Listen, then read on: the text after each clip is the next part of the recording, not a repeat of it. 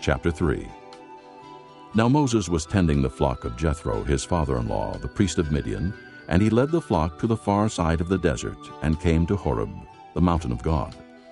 There the angel of the Lord appeared to him in flames of fire from within a bush. Moses saw that though the bush was on fire, it did not burn up. So Moses thought, I will go over and see this strange sight, why the bush does not burn up. When the Lord saw that he had gone over to look, God called to him from within the bush, Moses, Moses. And Moses said, Here I am. Do not come any closer. God said, Take off your sandals, for the place where you are standing is holy ground. Then he said, I am the God of your father, the God of Abraham, the God of Isaac, and the God of Jacob.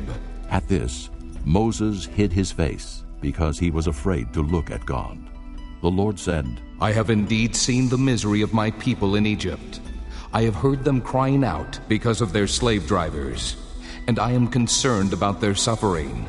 So I have come down to rescue them from the hand of the Egyptians, and to bring them up out of that land into a good and spacious land, a land flowing with milk and honey, the home of the Canaanites, Hittites, Amorites, Perizzites, Hivites, and Jebusites. And now the cry of the Israelites has reached me, and I have seen the way the Egyptians are oppressing them. So now, go. I am sending you to Pharaoh to bring my people, the Israelites, out of Egypt. But Moses said to God, Who am I, that I should go to Pharaoh and bring the Israelites out of Egypt? And God said, I will be with you, and this will be the sign to you, that it is I who have sent you. When you have brought the people out of Egypt, you will worship God on this mountain. Moses said to God, Suppose I go to the Israelites and say to them, The God of your fathers has sent me to you, and they ask me, What is his name? Then what shall I tell them? God said to Moses, I am who I am. This is what you are to say to the Israelites. I am has sent me to you. God also said to Moses, Say to the Israelites, The Lord, the God of your fathers, the God of Abraham, the God of Isaac, and the God of Jacob, has sent me to you. This is my name forever, the name by which I am to be remembered from generation to generation. Go assemble the elders of Israel, and say to them, The Lord, the God of your fathers, the God of Abraham, Isaac, and Jacob, appeared to me and said, I have watched over you, and have seen what has been done to you in Egypt, and I have promised to bring you up out of your misery in Egypt into the land of the Canaanites, Hittites, Amorites, Perizzites, Hivites, and Jebusites, a land flowing with milk and honey. The elders of Israel will listen to you. Then you and the elders are to go to the king of Egypt and say to him, The Lord, the God of the Hebrews, has met with us. Let us take a 3-day journey into the desert to offer sacrifices to the Lord our God. But I know that the king of Egypt will not let you go unless a mighty hand compels him. So I will stretch out my hand and strike the Egyptians with all the wonders that I will perform among them. After that, he will let you go. And I will make the Egyptians favorably disposed toward this people, so that when you leave, you will not go empty-handed. Every woman is to ask her neighbor, and any woman living in her house, for articles of silver and gold, and for clothing, which you will put on your sons and daughters. And so you will plunder the Egyptians. Chapter 6. One Sabbath, Jesus was going through the grain fields, and his disciples began to pick some heads of grain, rub them in their hands, and eat the kernels. Some of the Pharisees asked, Why are you doing what is unlawful on the Sabbath? Jesus answered them, Have you never read what David did when he and his companions were hungry? He entered the house of God, and taking the consecrated bread, he ate what is lawful only for priests to eat. And he also gave some to his companions. Then Jesus said to them, The Son of Man is Lord of the Sabbath. On another Sabbath, he went into the synagogue and was teaching, and a man was there whose right hand was shriveled. the Pharisees and the teachers of the law, were looking for a reason to accuse Jesus. So they watched him closely to see if he would heal on the Sabbath. But Jesus knew what they were thinking, and said to the man with the shriveled hand, "Get up and stand in front of everyone." So he got up and stood there. Then Jesus said to them, "I ask you, which is lawful on the Sabbath, to do good or to do evil, to save life or to destroy it?" He looked around at them all, and then said to the man, "Stretch out your hand." He did so, and his hand was completely restored. But they were furious, and began to discuss with one another what they might do to Jesus. One of those days, Jesus went out to a mountainside to pray, and spent the night praying to God. When morning came, he called his disciples to him, and chose 12 of them, whom he also designated apostles: Simon, whom he named Peter, his brother Andrew, James, John, Philip, Bartholomew, Matthew, Thomas, James, son of Alphaeus, Simon, who was called the Zealot, Judas, son of James, and Judas Iscariot, who became a traitor. He went down with them and stood on a level place. A large crowd of his disciples was there, and a great number of people from all over Judea, from Jerusalem, and from the coast of Tyre and Sidon, who had come to hear him and to be healed of their diseases. Those troubled by evil spirits were cured, and the people all tried to touch him, because power was coming from him and healing them all. Looking at his disciples, he said, "Blessed are you who are poor, for yours is the kingdom of God. Blessed are you who hunger now, for you will be satisfied. Blessed are you who weep now, for you will laugh. Blessed are you when men hate you, when they exclude you and insult you and reject your name as evil because of the Son of Man. Rejoice in that day and leap for joy, because great is your reward in heaven. For that is how their fathers treated the prophets. But woe to you who are rich, for you have already received your comfort. Woe to you who are well fed now, for you will go hungry. Woe to you who laugh now, for you will mourn and weep. Woe to you when all men speak well of you, for that is how their fathers treated the false prophets.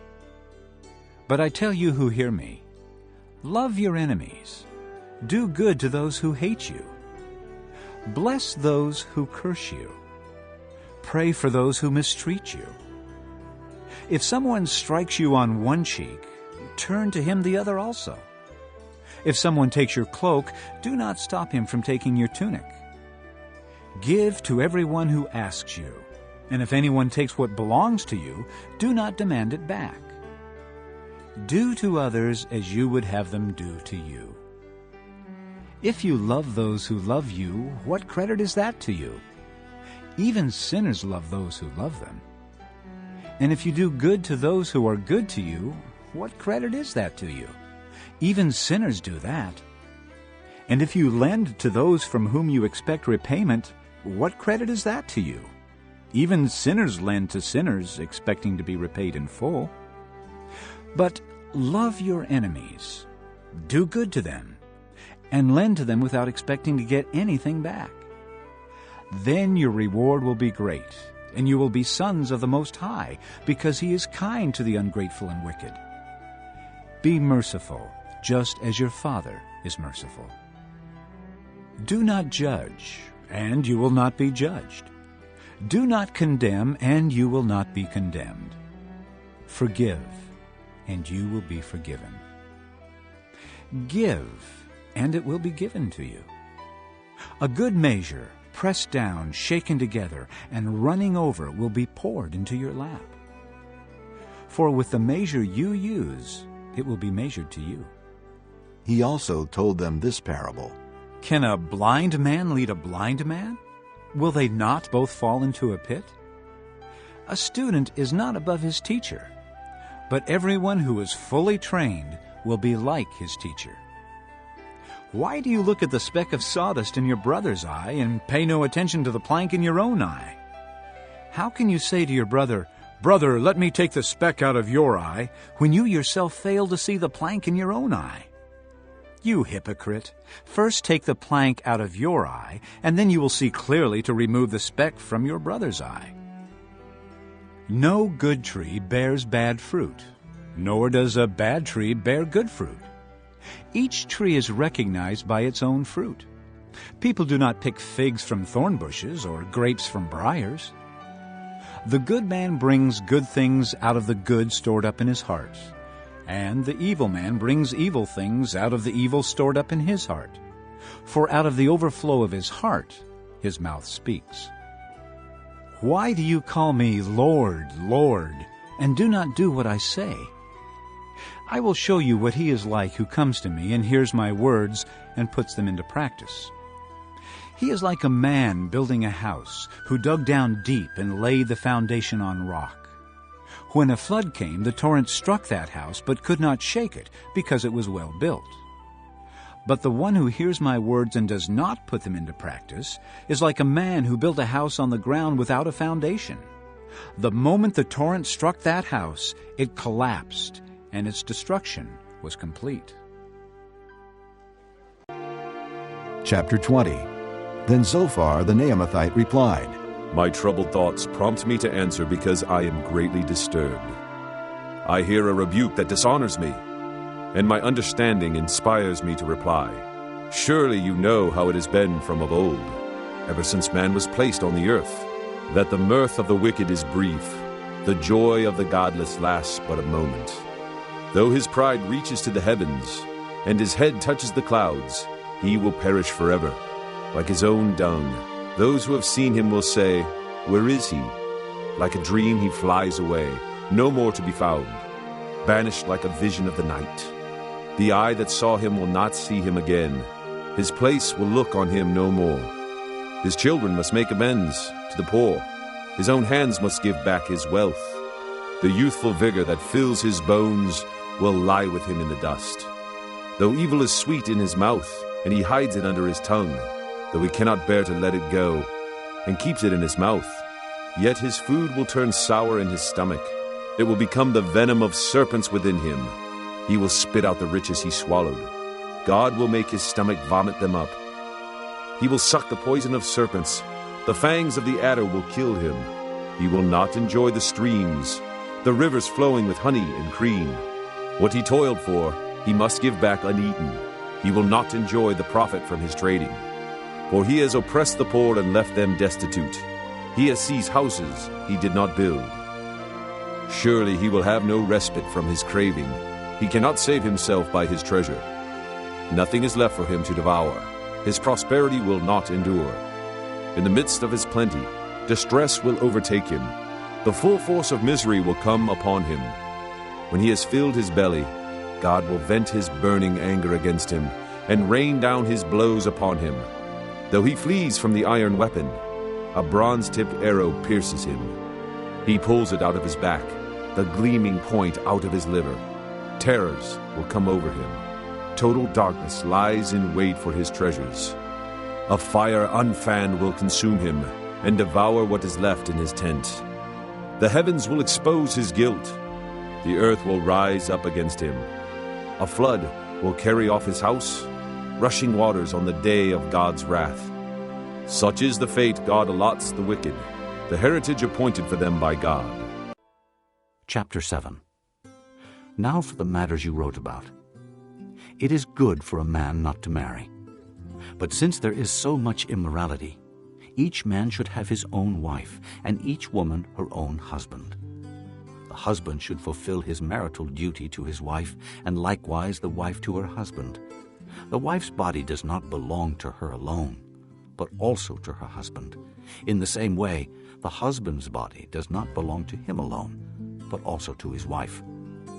Do not deprive each other except by mutual consent, and for a time, so that you may devote yourselves to prayer. Then come together again, so that Satan will not tempt you because of your lack of self-control.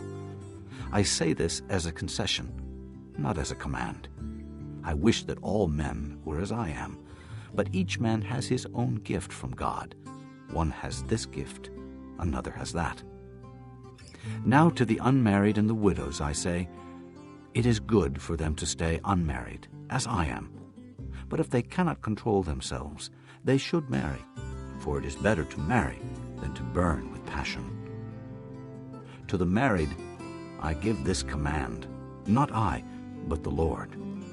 A wife must not separate from her husband, but if she does, she must remain unmarried, or else be reconciled to her husband, and a husband must not divorce his wife. To the rest I say this, I, not the Lord.